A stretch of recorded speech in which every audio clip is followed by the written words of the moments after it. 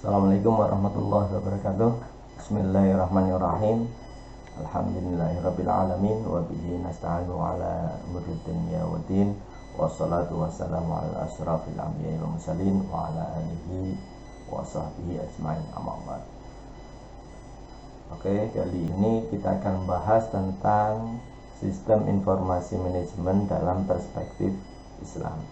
Jadi kalau kita membahas tentang SIM atau khususnya itu informasi, lalu bagaimana kita memiliki pandangan terkait informasi dalam cara pandang Islam.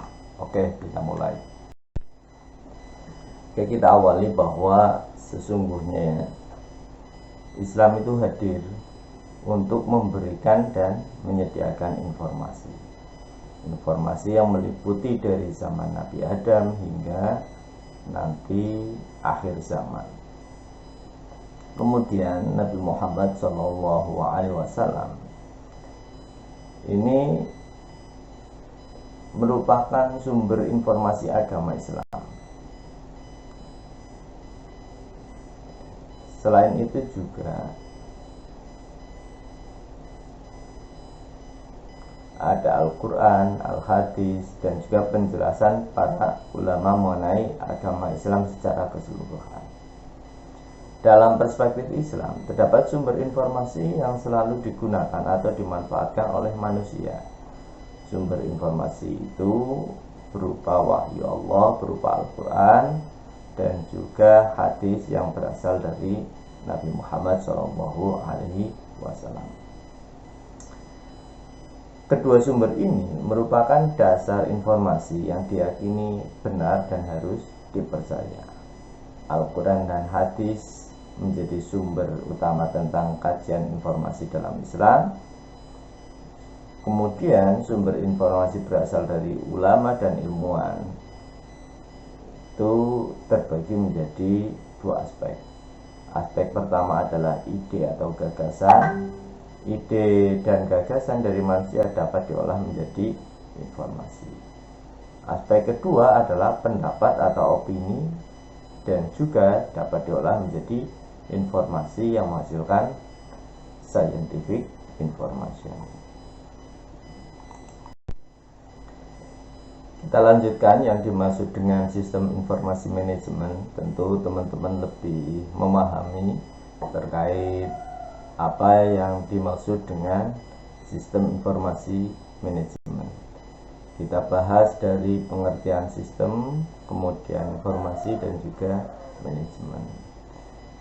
Pengertian sistem secara etimologi itu merupakan seperangkat komponen yang saling berhubungan dan saling bekerja sama untuk mencapai beberapa tujuan. Selain itu, pengertian sistem itu juga merupakan unsur dan masukan, ya, ada input, proses, kemudian ada output, sehingga secara sederhana sistem itu diartikan sebagai kumpulan atau himpunan dari unsur atau variabel-variabel yang terorganisasi, saling berinteraksi dan saling bergantung satu sama lain. Sistem ini didesain untuk memperbaiki atau meningkatkan pemrosesan informasi. Yang kedua, informasi. Informasi itu diartikan sebagai data yang telah diolah menjadi sebuah bentuk yang memiliki arti bagi penerima dan juga memiliki manfaat dalam mengambil keputusan, baik untuk dimanfaatkan saat ini ataupun yang akan datang.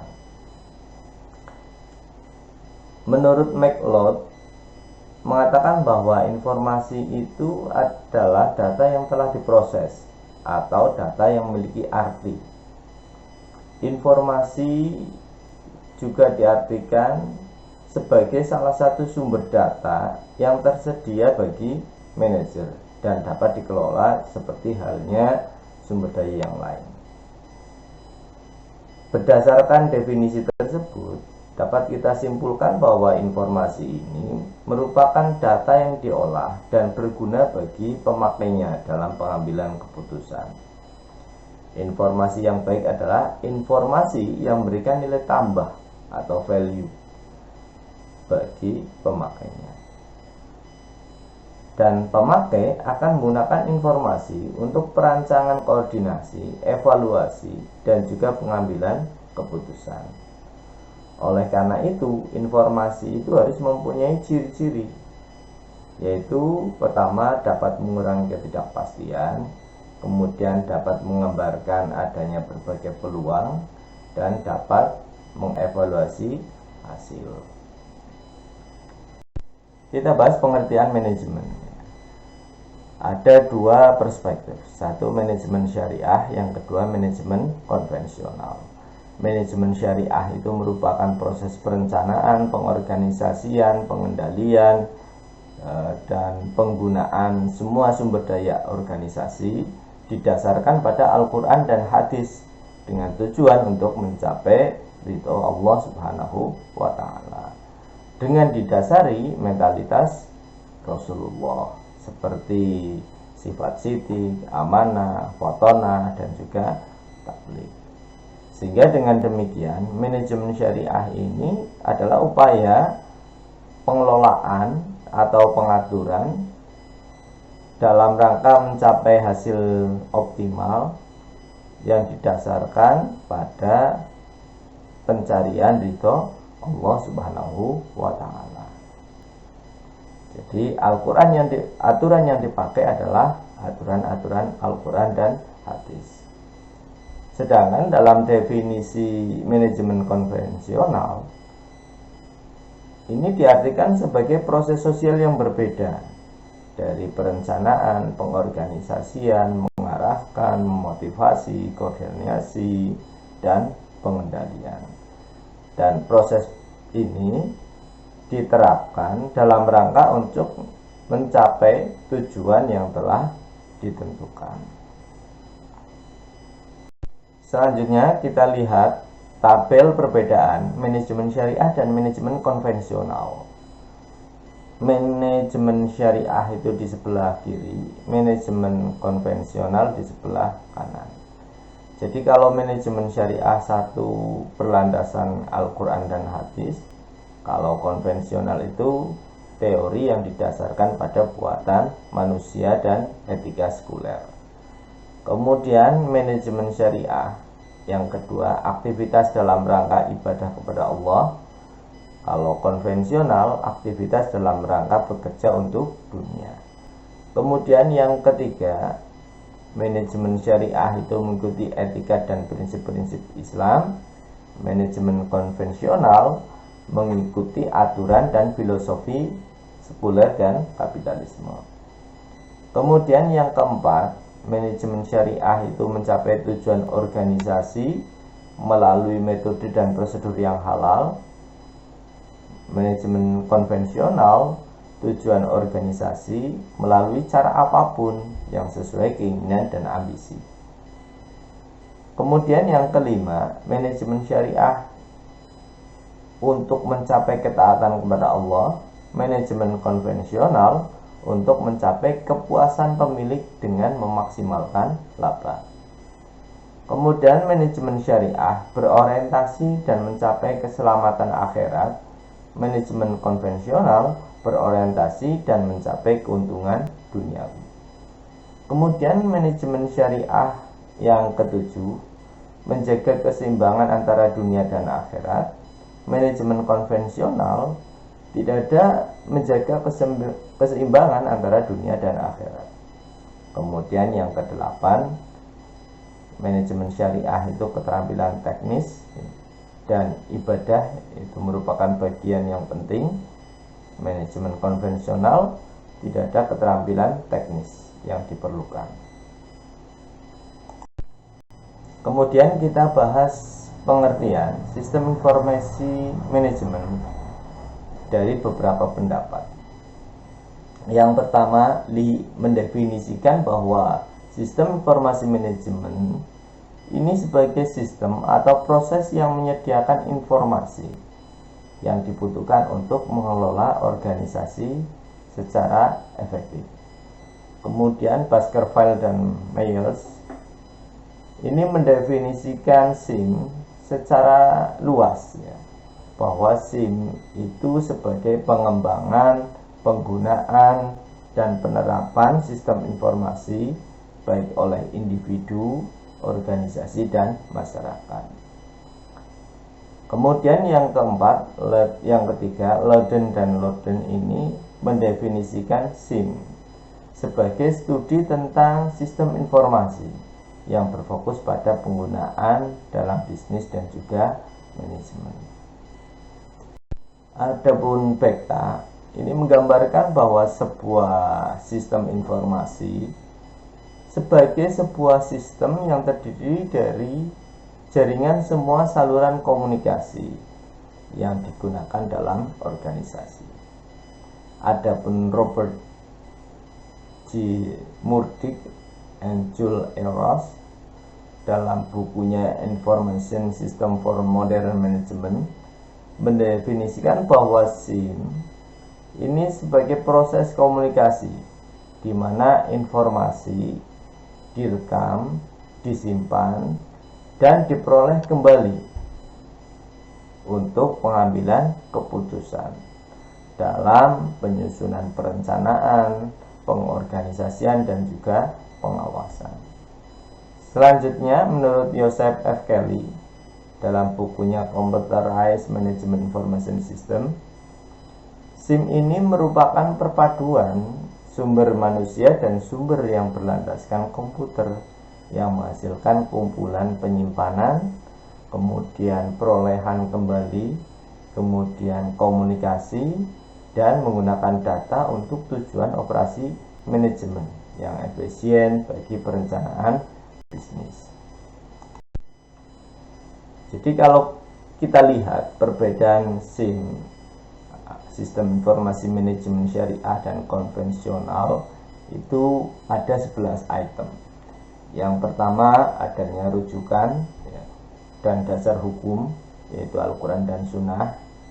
Ini syariah ya, konvensional tidak. Kemudian yang kedua adanya informasi untuk kepentingan dunia dan akhirat. Kalau syariah ya, konvensional relatif. Kemudian yang ketiga adanya jaminan informasi jujur, syariah ya, konvensional relatif. Kemudian jaminan sumber data yang benar.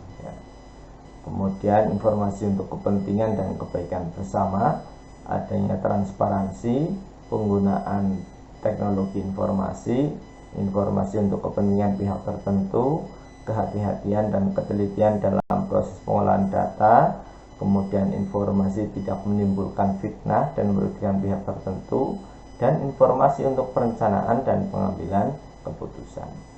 Ini kita lihat perbedaannya antara syariah dan juga konvensional. Jadi penggambaran informasi ini digambarkan menurut Al-Quran bahwa informasi itu yang hak atau benar ini memiliki beberapa karakter. Yang pertama, informasi dapat menyenangkan hati penerima informasi. Ini digambarkan dalam Quran 11 ayat 120. Kemudian syarat yang kedua, informasi itu harus benar dan perlu diketahui oleh orang lain dan tidak bercampur antara berita yang benar dengan berita yang salah atau berita yang batil. Ini terdapat dalam Quran surat kedua ayat 42.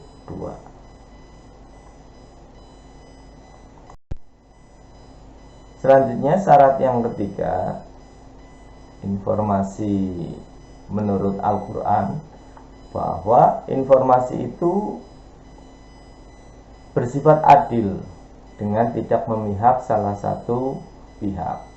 Ini terdapat dalam surat 49 ayat 9.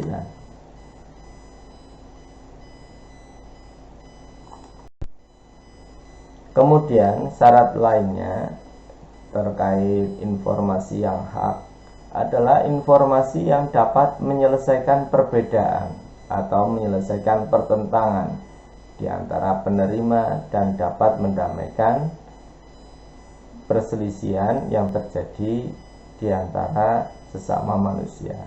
Ini terdapat dalam surat kedua ayat 213.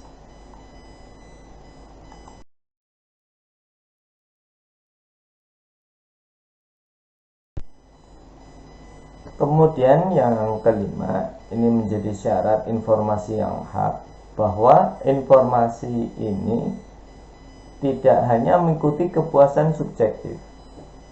Artinya, penyampaian informasi cenderung tidak sesuai dengan kebenaran. Tetapi, informasi ini harus mendorong munculnya semangat berkompetisi dalam berbuat kebaikan. Sabiqun bil akhirat, dan juga dapat menyentuh rasa penerima informasi sehingga mereka memiliki ketetapan hati tentang kebenaran yang diterima oleh si penerima informasi.